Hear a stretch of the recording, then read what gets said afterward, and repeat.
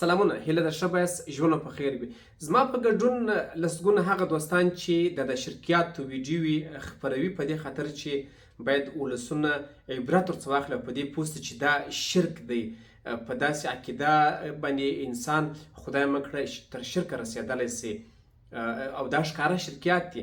نو لسګونه کسان کمنټ کوي، څوک د مور خور ښکنځل کوي څوک ټاپې لګوي، خو ځینې کسان دا وایي چې ښه نو تاسو خو عالمان نه یاست، عالمان ولې په دې اړه څه نه وایي، هغوی ولې فتوا نه ورکوي، هغوی ویل دا شرک نه ردوي چې دا شرک دی. ګورئ لنډه خبره دا ده چې زرګونه عالمان شته چې هغه یې ردوي، خو ښکاره څه نسي ویلی. که ووایي د وهابیت له ټاپې څخه بیریږي، دستي د وهابیت ټاپه پرول کېږي. داسې عالمان دي چې 10 شل 30 40 کاله زحمت ایستلی دی، کتابونه لیکلي دي، په سیمه کې شهرت لري، هغوی کار کړی دی، مدرسې لري، نفوذ لري، خو غږ ځکه نسي کولی چې د وهابیت له ټاپې څخه بیریږي. او د وهابیت دونه خرابه ټاپه ده چې دا مازې یو ځلې و چې پلانکی وهابي دی، بیا دې هغه قسمونه واخلي، قرآن دې ورته وټکوي، بیا څوک نه مني وایه دا وهابي دی. د همدغه ټاپې له امله څوک غږ نسي کولی. ماته خو په لسګونو کسانو د مور خور ښکنځل ولیکل، ما بلاک کړه، ښکنځل مې لرې کړله. لسګونو کسانو ولیکل چې وهابي یې، هغه دې کمنټونه سته، نه دي مې لرې کړي. لسګونه کسان خوان بیخي ویل ملحد یې، ځینو خو بیخي راته لیکلي وو چې ته ګستاخ کرامت یې، ګستاخ دین یې، ګستاخ فلانکی یې، نعوذ بالله راته لیکلي وو چې دغه ته مرتد یې. زه خو د ټاپو په کیسه کې نه یم، هېڅ د هېڅ شي په کیسه کې نه یم. 10 دغونه ټاپې نورې ولګوي. همدا یوه خبره ده چې دغه چې دي دا کوم شیان چې دي، زما دین، زما اسلام، زما الله، زما نبي صلی الله علیه وسلم دې ټولو شرک ویلی دی چې دا شرک دی. هغه دغه ټول ته شرک وایي. نو چې هغوی شرک ورته وایي، زه ولې ونه وایم چې دا شرک دی؟ دا ټوله شرکیات دي. پر دیوال روان و، پر اوبو یې وځغستلو، په کوزه یې وویشتی، مړه را ژوندی کوي، و چرګ ژوندی سو، دا یې وکړه. دا ټول شرکیات دي. له دې څخه تاسې راځئ هم ځان له دغو څخه وساتو او هم نور دوستان په دې خبر کړو چې دا شرک دی. دا کس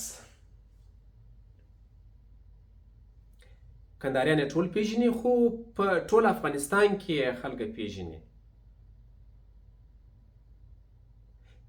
مولوي عبدالعلي دیوبندی صاحب حنفي مذهبه دی، د امام صاحب په مذهب دی.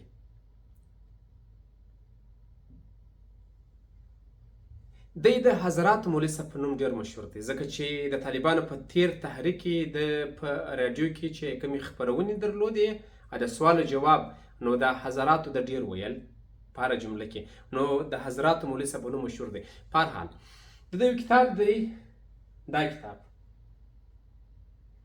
بلوغ المرام فی تعلیم الاسلام، دا کتاب تاسې پلا ولولئ.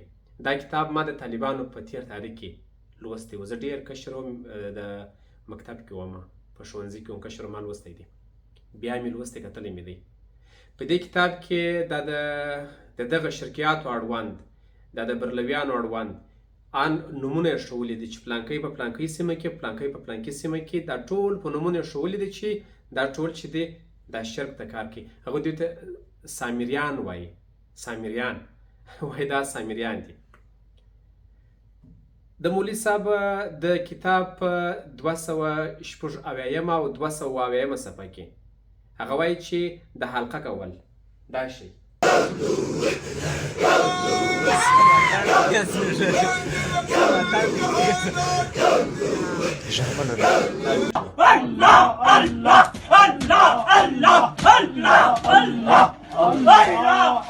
دا ډول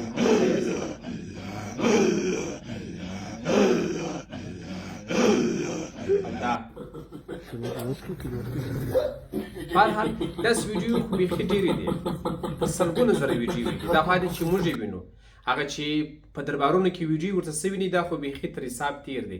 دیو ته سامریان وایي. او بله دا ده چې هغه وایي چې په 4 سره مذهبونو دغسې حلقه کول یا دغسې ذکر کول دا ناروا عمل دی، دا حرام عمل دی. د ټولو مذاهبو په اجماع سره وایي چې دا کار حرام دی. اول ته یې دلایل ویلي دي، هغه دلایل ټول مکمل سته. تاسو کتاب وګورئ.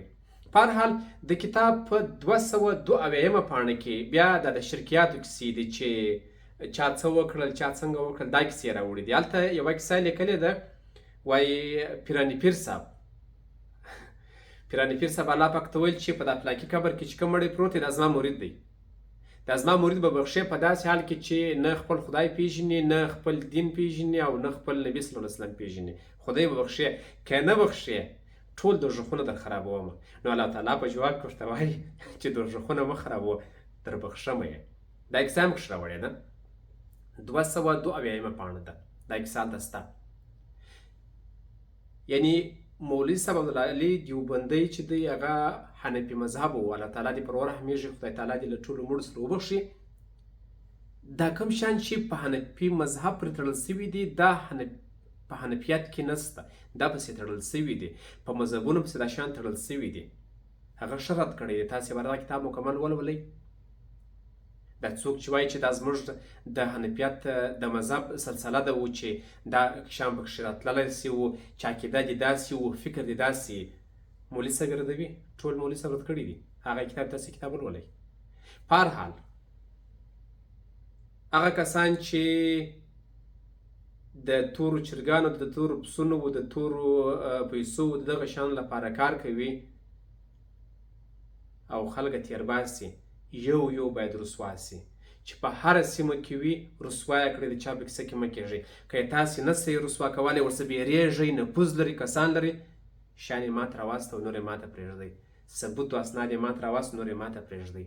چې په دا برخه کې درغلي کړې ده، دلته یې فساد کړی دی، دلته یې ظلم کړی، دلته یې د چا څه پیسې اخیستې، دلته یې دروغ ویل، دلته یې شرک کړی، چې هر څه وي اسناد یې ماته راولېږئ، نور زه په حساب پوهېږم چې زه باید څنګه ورسره وکړم.